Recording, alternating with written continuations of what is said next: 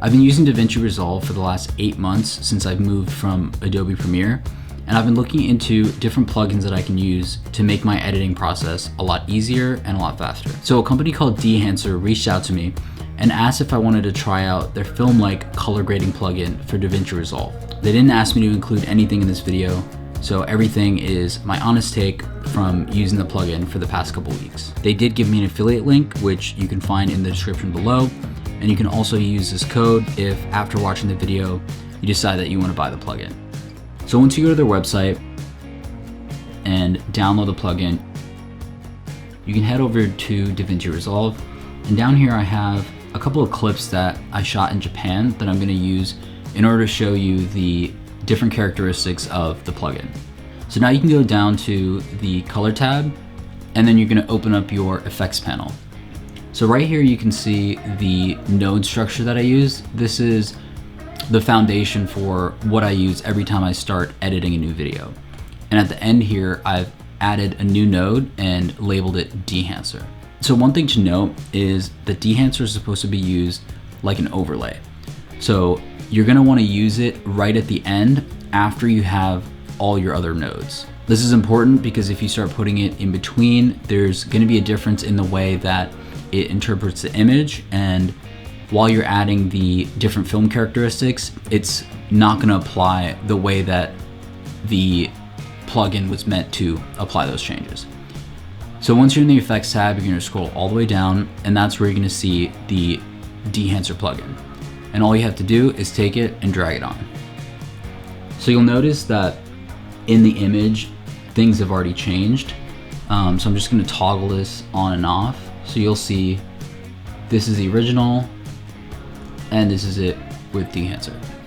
So one thing that you can do is you can hit Option, and right at the top here where it says Input, you can just collapse every single thing so that you can start doing each one specifically and play around with what you want.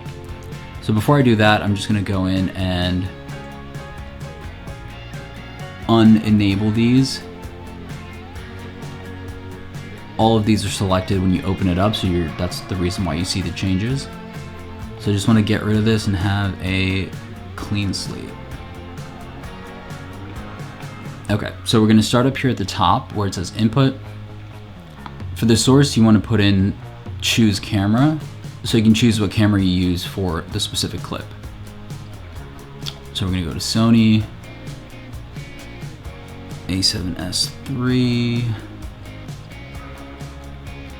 and S-Log3 Gamut 3 Cine. So already you can see that we've basically just gotten back to Rec 709 and we have a good image to start with. So right off the bat, you can start up here. We see exposure comp, temperature comp, tint comp, and these are pretty straightforward. You can just bring back some of the image here, figure out what kind of temperature you're looking at. These are some of the things that you would see kind of down here on the color wheels, so you'd be kind of familiar with this. So we're gonna go forward and let's see what we can do here with the film section. So you're gonna have a bunch of different profiles here. So what I'm trying to go for in this image is something kind of futuristic. So I think we'll go with the Kodak Ektar 100. And what you can do here is you can see the push-pull, and you can kind of figure out how much you want to go on this. I'm going to try to pull it a little bit colder. For now, I'm going to skip this. Film compression, especially for this image where you can see that especially the highlights are kind of getting blown out. I'm going to see what I can do with that here. So we'll enable it. And you can see that I can bring back some of these highlights, not too much. I'm gonna go through the skin tones a little bit. So I'm gonna go to the color head now. I want to maybe bring some greens into it. I feel like this is a particular film look, leaning more into the green. And then maybe a little bit of blues. Let's see what that looks like. So I do want it to be cold and kind of like futuristic. Just a little bit on the blue. What I'm gonna do now is compare this from what we've done so far to one, the original image, which is gonna be this. You can see we're really bringing out the colors here, and it's very stylized. I might want to pull this down a bit. It does look, you know, if you're going for this, it is a bit heavy. But I also want to compare it to the original edit that I did. You can see the image that I had edited earlier before using Dehancer. This was the final.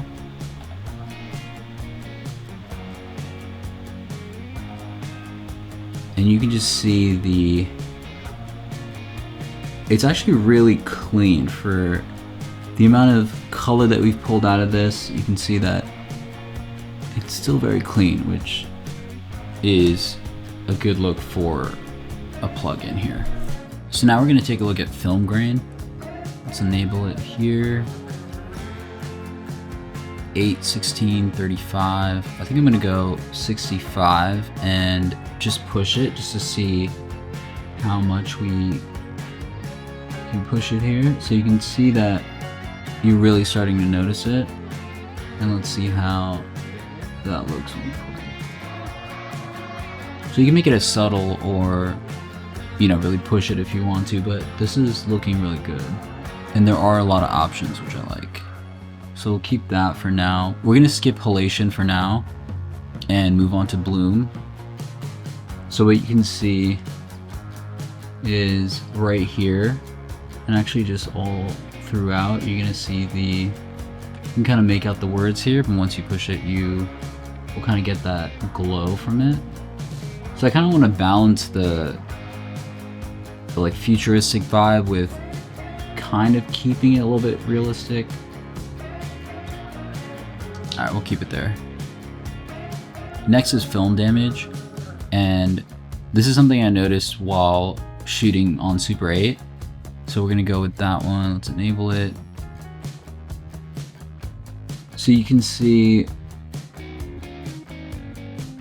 all this kind of like dirt and noise that it's popping up on here.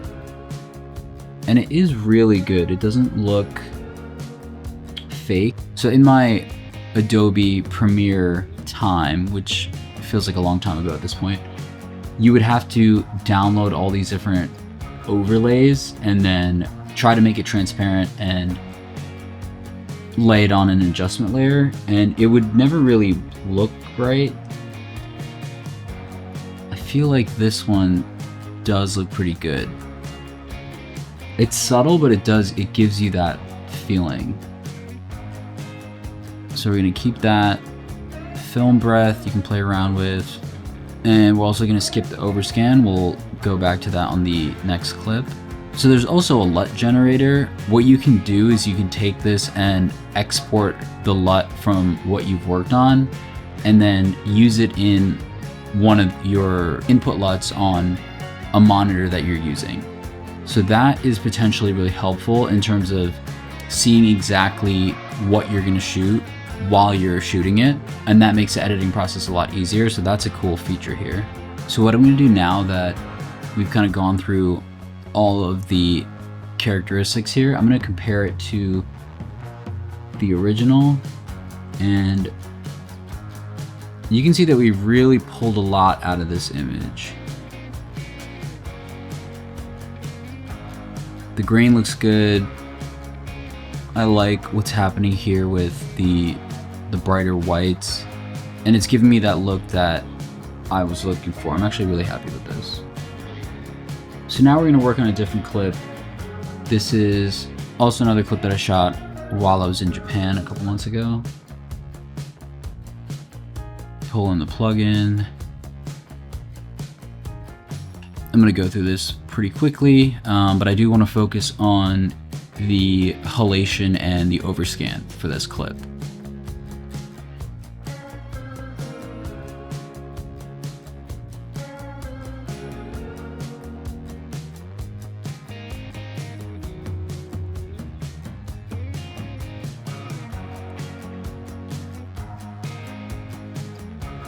Okay, so I've gone through and this is the image that we're working with now after basically everything that we've gone through in Dehancer so far. And now I want to focus on halation. So halation is one of the things that people have been using a lot recently and kind of what they love about Davinci Resolve. If I go back to my previous final image before, without Dehancer, this is the image with halation. And we can kind of go through here and play around with what options we have for halation within Davinci Resolve already. So you can pull up the strength here and you can see that it kind of is just giving you that glow and separation of the colors. You do want to be careful because especially when you pull it up so high, your saturation also is going to go a bit high and you want to keep these skin tones. But this is what it looks like from what I use directly from the halation as part of the effects in Davinci Resolve.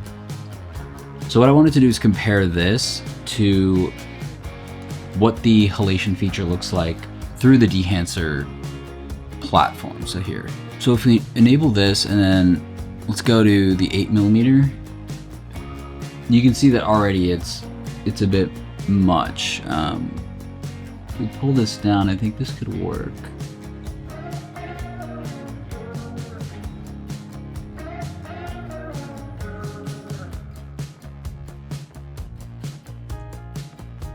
I do like the glow that comes off. I want to reduce the film grain a little bit so you can see that glow a little bit better.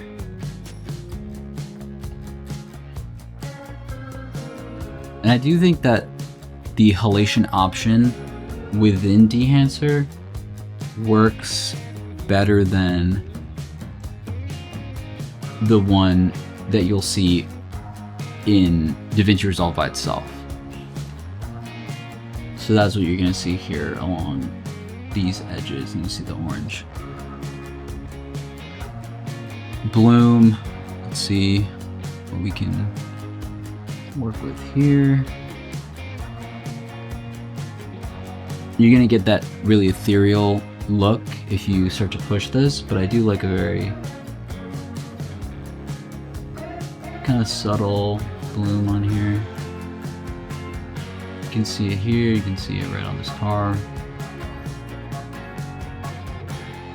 Maybe even a little bit less. So we can do film damage. I don't think I really need it for this. But what I do want to do is the overscan. This is something that, again, if you shoot on Super 8, this is what you'll naturally see when you get the film developed. And you can choose different options here for how you want this to look. This is the standard Super 8. This will look familiar. But then you have these different options here that are kind of interesting that you can play with.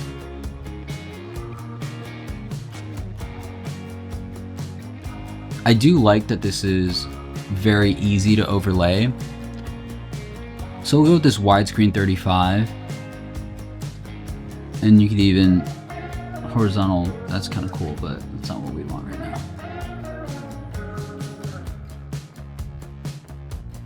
You can also play with the scale, however much of the image you want showing here.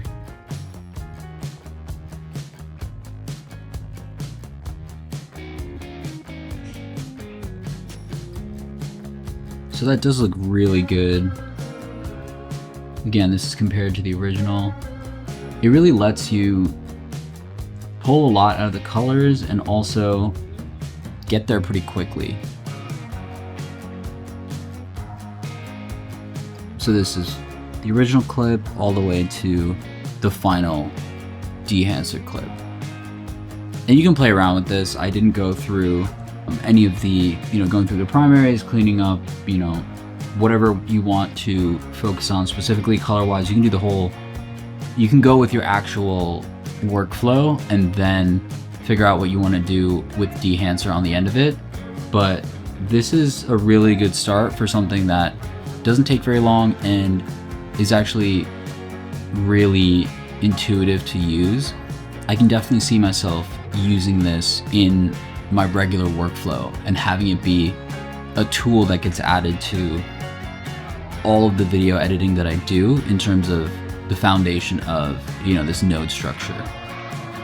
They also do have a mobile app for iOS and Android. This is a great way to get a lot of these edits done quickly without having to bring it back into your laptop and do all these things separately. And here's the Dehancer app for iOS. From the source, you can work with Rec 709, log, or any other input source. You have your LUTs, and you have easy to use sliders that are really quick for editing. At the bottom, you can see that you have the same options that you would have on the desktop. And at the high settings, the export does take time, but you can also choose a lower quality that still looks great for faster turnaround.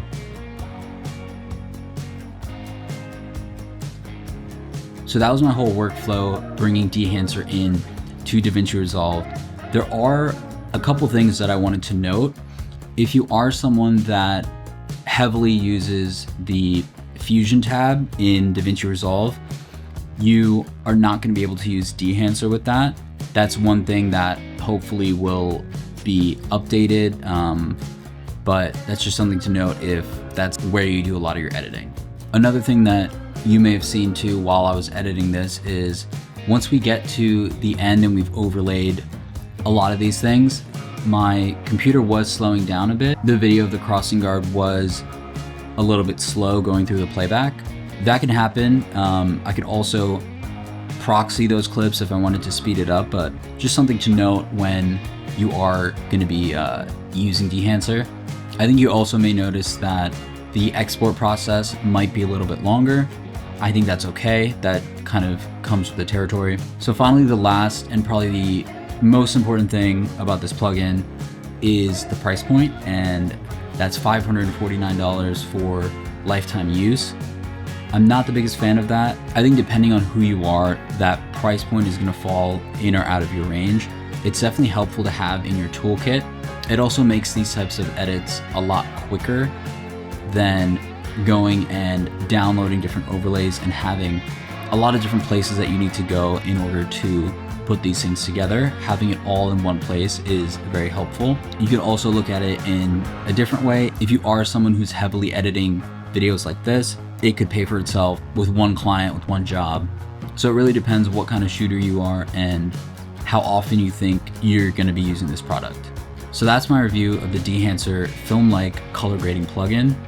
This one is for Davinci Resolve, but you can also get it for whatever editing software you use, as well as on your phone. Again, there is an affiliate link in the description, and you can use the code to get 10% off of your purchase. Let me know if you use it. Let me know if you found any tips and tricks inside of it. I'm still playing with it, but at the moment, I really do like this plugin.